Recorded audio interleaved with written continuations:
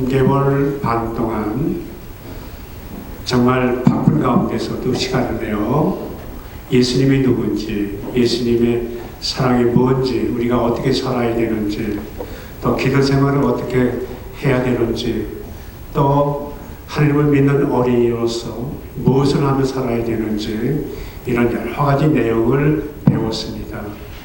배운 끝에 이제 처음으로 첫 영성제를 할 수 있는 은총을 받았습니다.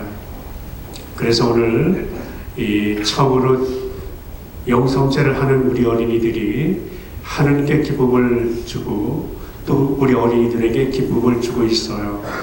그래서 오늘 우리 본당은 정말 기쁜 날이에요. 그래서 우리 어른들께서는 이따 미사 끝난 다음에 우리 어린이들 향해서 정말 진심으로 축하한다라는 뜻으로 박수를 쳐줄 거예요. 그러니까 여러분들 오늘 하나님이 주시는 사랑과 은총과 축복을 충만히 받길 바랍니다. 더불어 우리 부모님들도 첫 영성제 하는 어린이들의 부모님, 아버지, 어머니들에게도 진심으로 축하를 드립니다. 따라서 오늘은 우리가 전례적으로 그리스도의 성체와 성결 대축일입니다. 이 강론을 준비했지만 우리 어린이들이 어느 정도는 알아들을 수 있을 거예요. 그러나 이제 어려워도 신부님의 강론 말씀을 알아들을 수 있는 부분만 알아듣고 그 대신 오늘 재미있는 이야기도 두 가지가 나와요. 그러니까 그런 내용을 알아듣는 오늘 강론 시간이 됐으면 좋겠어요. 먼저 오늘 우리 전 신자들에게 좀 다 알고는 있지만은 우리 함께 조심해야 될 문제를 말씀을 드릴까요? 저는 메비스라고 하는 중동 호흡기 증후군으로부터 우리 본당 모든 신자들이, 어린이들이 감염되지 않도록 하나님 아버지께 기도를 올리겠습니다. 그리고 하나님의 사랑으로 감싸 안아주시어 증후군이 침수되지 않도록 도와달라고 기도할 겁니다. 지금 현재 감염 환자는 확진 환자는 50명이라고 합니다. 그리고 사망자는 4명이라고 보도가 됩니다. 그리고 격리 관찰 대상자는 1820명, 격리 해제는 221명, 감염 여부를 검사하는 환자는 199명이라고 이렇게 메르스 현황에 대해서 신문과 방송들은 보도하고 있습니다. 아무튼 우리는 생명을 가볍게 보지 않는 신자들입니다. 생명을 정말 주에서 여기는 우리 신앙인들입니다. 그러기에 오늘 이 미사를 통해서 이렇게 감염된 확진 환자, 또 이 전염병으로 죽은 분들, 또 여러 가지 지금 관찰 대상자들, 이분들을 미사 안에서 우리가 기억하고 그분들이 용기 있게 이 어려움을 잘 극복할 수 있도록 기억해 주시고 기도했으면 참 좋겠습니다. 따라서 오늘은 방금 제가 말한 대로 그리스도의 성체와 성혈 대축일입니다. 그리스도의 몸과 피로 이루어진 성체 성사의 제정과 그 은총을 우리가 기념하는 날입니다. 우리 신앙인의 영적 만찬인 성체 성사는 신앙생활의 원천이고 정점입니다. 성체 성결 대축일은 이런 성체 성사의 내용을 묵상하면서 이런 생활 속에 실천할 것을 다짐하는 날입니다. 그러면 성체 성결의 삶을 어떻게 살아야 되는지 함께 생각해 봤으면 좋겠습니다. 먼저 저는 이런 이야기를 해드리고 싶어요. 우리는 좋아하는 사람이나 아쉬운 사람과 작별할 때 가장 아끼는 물건이나 아주 특별히 기억될 만한 것들을 선물로 주고받습니다. 저는 신부가 돼서 처음 본당으로 간 성당이 수의동 본당입니다. 강북구에 있는 수의동 본당이에요. 여기서 보좌신부로 사역을 했습니다. 보좌신부 임기를 마치고 성당을 떠나던 날이었습니다. 많은 신자들이 환송을 나왔어요. 저도 그때 우리 최 신부님만큼 인기가 좋아서 노약자를 비롯해서 어린이들과 굉장히 좋아했어요.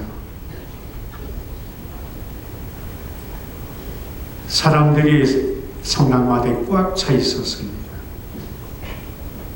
그때 어떤 할아버지가 떠나는 차에 앉아있는 저를 바라보고 저를 부르는 거였습니다. 신부님하고 창문을 열었더니 시커먼 봉지 하나를 쑥 차 안으로 들어 넣었어요. 이렇게 만져봤더니 참 뜨거웠어요. 그래서 만지지도 못하고 옆좌석에 놓고 할아버지와 변변치 못한 인사를 나누었습니다. 그리고 그런 상황으로 떠나오고 말았어요. 새로 임재원 성당에서는 환영 인사로 정말 바빴고 이틀이 지난 다음에 짐 정리 도중에 그 까만 봉지를 발견했습니다. 열어봤더니 그 안에 들어 있었던 것은 다름 아닌 찐 계란이었습니다. 생각을 해보니까 시장에서 장사를 하던 그 할아버지가 저에게 이별 선물로 갓 삶은 계란을 7개를 봉투에 담아 오셨던 거죠. 이틀이 지났기 때문에 계란은 조금 상해 있었습니다. 저는 그 할아버지가 얼마나 고마웠고 죄송했는지 몰라요. 지금까지 사제생활 37년 동안 해오면서 많은 이별의 선물을 주고받았지만 지금도 제일 기억나고 잊혀지지 않는 선물 중에 하나가 되고 있습니다. 부활하신 예수님께서는 아버지의 뜻에 따라 이 세상을 떠나 승천하셨습니다. 떠나시는 예수님께서는 우리에게 주신 것이 과연 뭐겠습니까? 바로 당신의 몸과 피를 주셨어요. 우리로서는 상상도 할 수 없는 일입니다. 손수건이나 반지나 책이나 목주나 필요한 물건들을 줄 수 있지만 내 몸과 피를 선물로 내준다는 것은 어느 누가 상상해 보겠습니까?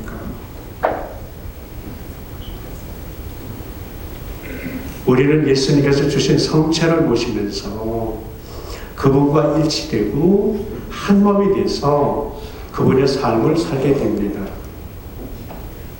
이것을 다시 한번 되새기며 성체의 삶을 다짐하는 날이 오늘입니다.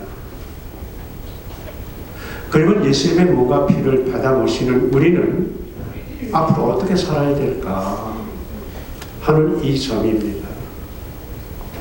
혹시 우리 어린이들도 알고 있는 분일 거예요. 잘 알고 있는 마더 데리사 수녀님의 이야기가 생각납니다. 어느 방송국 기자와 인터뷰 도중에 마더 데리사 수녀님은 당신 자신을 하루에 2번씩 영성체를 한다고 했습니다. 그런데 수녀님의 말씀을 듣고 보니 하루에 미사를 2번 참여한다는 것은 아니었습니다. 아침 미사 때 성체를 모시며 예수님과 만나고 그 이후에는 하루에 일을 하며 가난하고 병든 이를 돌보며 그들 안에 계시는 예수님을 만난다라는 겁니다. 이렇게 매일매일 예수님을 2번씩 만난다라는 말이죠. 소외받고 가난하고 죽어가는 사람들과 만남이 2번째 영성체라고 수녀님은 분명히 말씀하셨어요. 저는 이렇게 말씀하시는 수녀님의 모습을 아직도 기억납니다. 저는 이 마더 데리사 수녀님을 직접 그분과 악수도 하고 그분의 옷자락을 만져봤던 일이 있습니다. 명동 보좌신부 시절에 그때 한국을 이 수녀님이 방문했어요. 그 수녀님을 성당 입구서부터 제대까지 제가 인도를 한 적이 있습니다. 그때 그 수녀님의 얼굴 모습이 지금도 생생하게 기억이 납니다. 이분은 이렇게 자기는 하루에 2번씩 영성제를 한다라고 말씀합니다. 형제자매 여러분, 우리 인생은 분명히 하느님 안에서 살다가 결국 하느님 품 안으로 가야 하는 겁니다. 하느님께서는 우리가 혼자 인생을 살아가도록 내버려 두지 않습니다.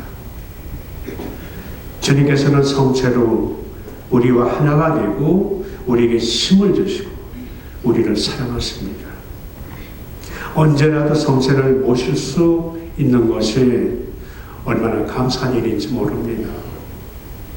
오늘 성체 성결 대축일을 맞이하여 우리도 마더데이사 수녀님처럼 고통받고 가난하고 힘들게 사는 이웃들과의 나눔 안에서 주님을 만날 수 있는 삶을 살아가야 합니다. 그리고 미사에 자주 참여하여 주님 사랑의 힘으로 살아갈 수 있는 기쁨을, 행복을 마음껏 누려야 하겠습니다. 형제자매 여러분, 그리고 오늘 처음으로 영성제하는 우리 어린이 여러분, 우리 모두 정말 주님의 몸을 받아보심으로 행복했으면 참 좋겠습니다. 감사합니다.